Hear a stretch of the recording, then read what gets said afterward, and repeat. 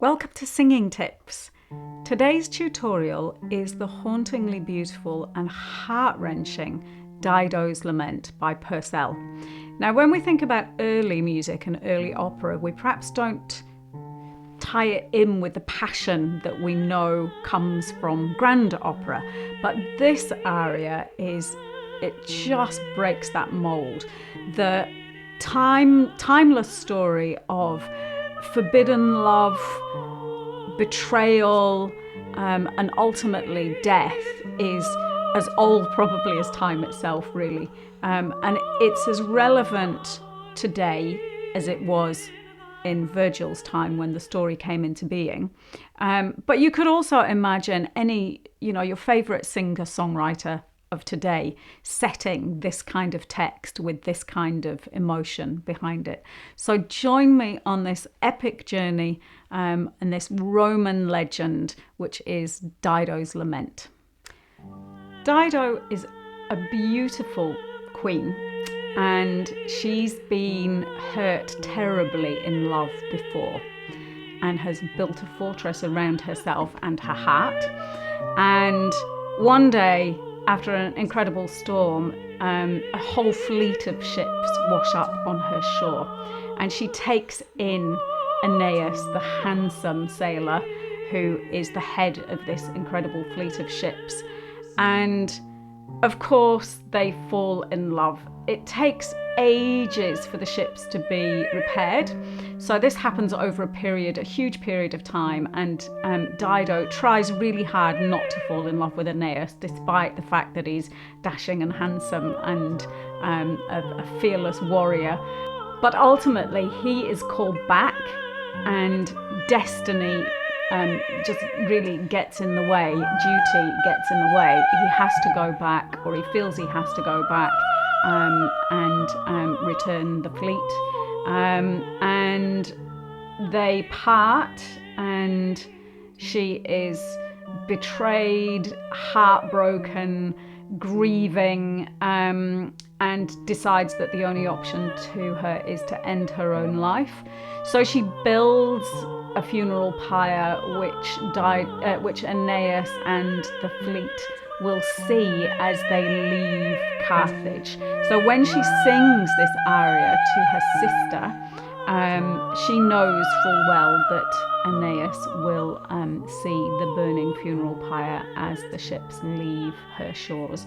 So it's the most heartbreaking, grief-filled, noble, proud aria you could possibly imagine in any scenario. So it's not early music kind of, pretty. It really requires your full amount of passion behind it.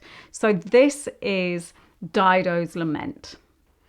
Because of the passion in this aria, and long sustained phrases, you really do need to do a good warm-up. So don't skimp on this.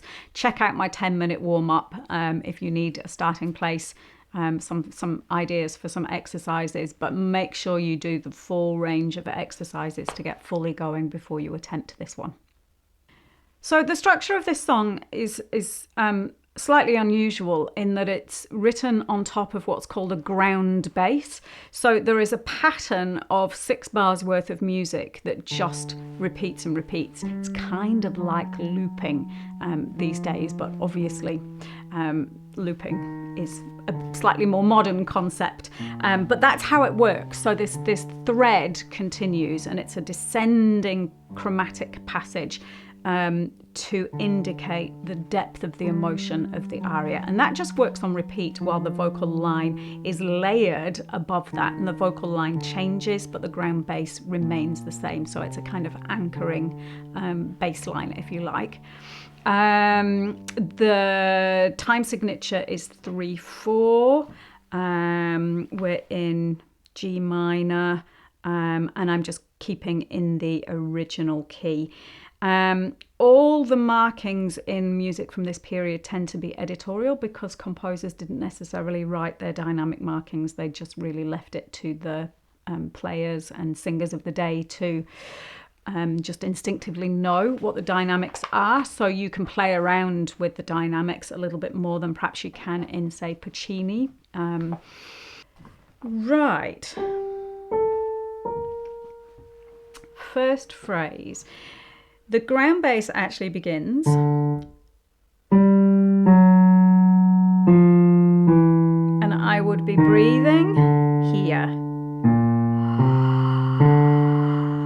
When I am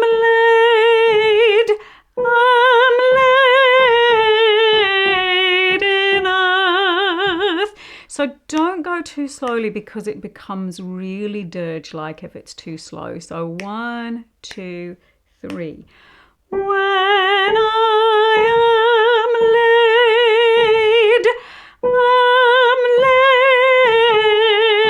laid in earth. And the dotted rhythms, when you get to them,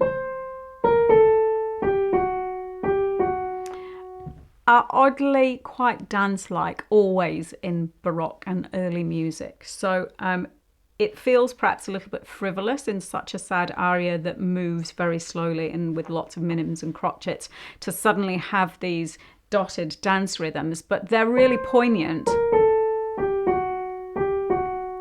because they are so contrary to what the actual emotion of the piece is.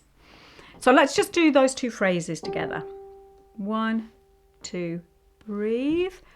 When I am laid, breath, am laid in earth, breath. Then the next phrase. May my wrongs create no trouble, breath. Now that's a huge long phrase. It doesn't look it particularly on the page, but it actually requires an awful lot of support, and you may need to take a breath after create, and that's okay. It's not the end of the world. May my wrongs create no trouble, no trouble in thy breast. So you can see you can do it either way with the breath after create if you need it. So if you feel that there's any danger of running out of breath, take the one after create. Otherwise, definitely worth practicing going through that phrase if you possibly can. And you might find that with practice you're able to get through really reliably, and then you can get rid of the extra breath after create. Let's just do that little chunk together from May My Wrongs. So breathing. 1, 2. May my wrongs create no trouble, no trouble in thy breast. And the st on beat 3. And then that pattern of ground bass comes to an end. And then we go again. When I am laid in earth, may my wrongs create no trouble, no trouble in thy breast. And then the ground bass finishes, and we have the new section. Remember me. So the mood has changed now. You've talked about being laid in the ground. Actually, she isn't going to be laid in the ground. She's going to be burnt on a funeral pyre. But she's spoken directly to her sister. And now she's saying, remember me, not for all this grief and sadness that I'm bringing upon you, but for the person that I was. So these are really important heartfelt punctuations that come on top of this ground bass again. So we have the first one, which is 1, 2, 3. Remember me. So when singing on one note, repeated notes, you have to be really careful with your pitch that it doesn't drift south. So really keeping that D fresh every single time. Remember me. Pitch all the consonants that belong to the notes on that fresh D each time. Then it repeats. Remember me. 1, 2. But forget my fate. Now, what I'd forgotten earlier on was that I have changed the underlay slightly here. I don't particularly like the underlay, the way the words fitted with the edition that I've got. And there are different editions available, but I've changed it slightly. So I do.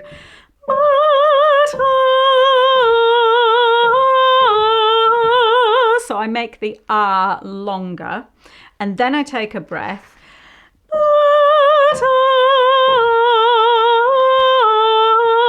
Forget my fate, which I think just musically is much nicer than what's printed in my version. So let's just sing together from the Remember Me's. So the ground bass is doing this at the beginning of the bar, and you're going to be taking your breath here. Remember me. Remember me. But forget my fate. And I played a wrong note because my brain isn't clever enough to play the ground bass and sing at the same time. But you get the idea. So that's how the ground bass works, constantly repeating with new melody all the time over the top. Then we have the text Remember Me again, but this is the really passionate outpouring. We jump up a perfect fourth up to a high G.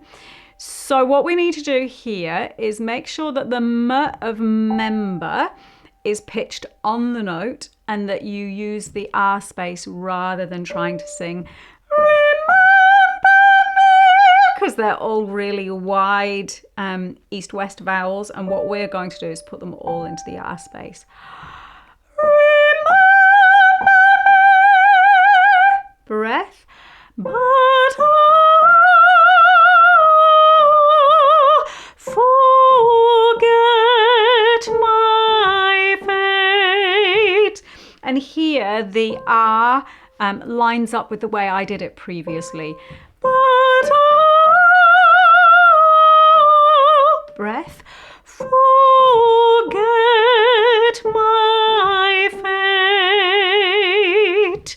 So I'm just going to cover all of those Remember Me's. This does repeat also in a moment, but let's just go from all the Remember Me's. So we have breathing. Remember me. Breath. Remember me. But forget my fate. Remember me. But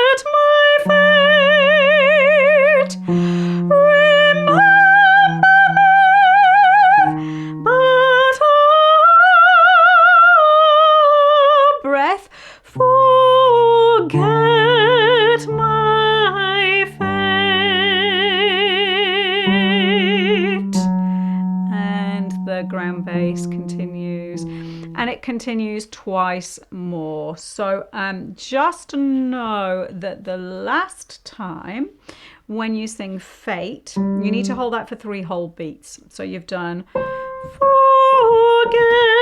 my fate, and the t lines up with that first semitone step down in the ground bass. T goes there of fate. So that's actually the whole song. Technically, there are things to just be aware of, and they're really supporting the legato line, using real emotion to feel the emotions of the text. Just being really careful with a couple of those diphthongs. Laid is a particularly awkward one. Finding the R space for the remember me's, pitching the m's on those high notes, and just when you have those repeated notes, the remember me's, just keeping your pitch really, really high. It's actually easy to go flat when you're singing against a descending ground bass. If you think that the melody line of that ground bass is descending all the time, and often your line is staying like that or going up, if you get too anchored into that ground bass, you can find yourself going flat as you kind of feel pulled down by it. So you do have to just be aware of keeping your intonation really bright. And I think that's everything that I wanted to talk to you about in Dido's Lament. So for practice and performance, really, it's about just breaking it down into its smaller parts and just making sure that you've mastered each one. If you can get somebody to record that ground bass for you, that will be really, really helpful. I think there are probably backing tracks of it available on YouTube as well, so that you can practice with that. Really tap into the emotion. So you have to think about a time when you've been really let down, really heartbroken, and really bring those emotions to this incredible aria. Because it's quite repetitive, you can lose your way a little bit sometimes. So just recording those separate sections so that you can work out as well how to add in some variety into what you're doing. Sometimes when you record it, you realize that actually it would have been better to do that quietly or that loud or whatever. So you'll be playing around with the dynamics in this. As I said earlier, there's no hard and fast rules. You have to go with how the music feels in terms of how you do your dynamics. So I think recording yourself gives you a chance to work out a dynamic structure which works for you and for the emotion in the text. Hello. Bang on cue, he has lost the cat to join in. I don't know if you heard that little meow. He's hungry. Now the sing-along.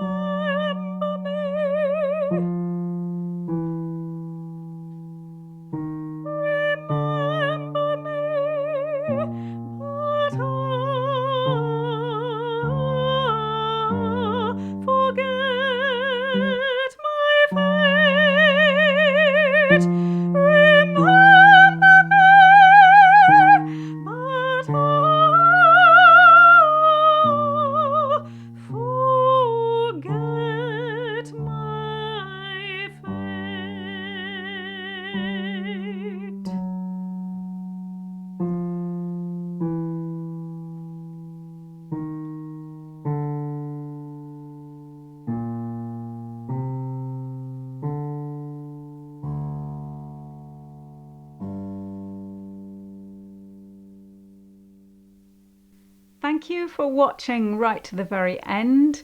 Please, if you want to take your singing to the next level, feel free to contact me via singinglessons.online and see what the options are there. In the meantime, like and subscribe and comment, and join our wonderful community here on YouTube. Thanks for watching. Bye.